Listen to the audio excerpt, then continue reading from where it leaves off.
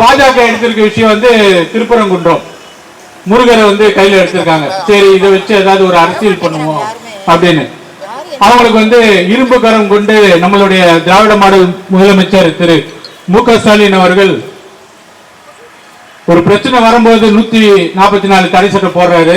போட்ட உடனே அங்க பெரிய கும்பல் வருது.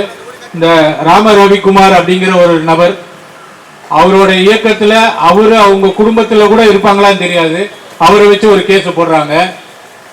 அது வரைக்கும் ஆர்எஸ்எஸ் உள்ள வரல, இந்த இந்துத்துவனுடைய இயக்கம் மட்டும்தான் உள்ள போகுது. அந்த ராம ரவிக்குமார் மட்டும்தான் போறாரு.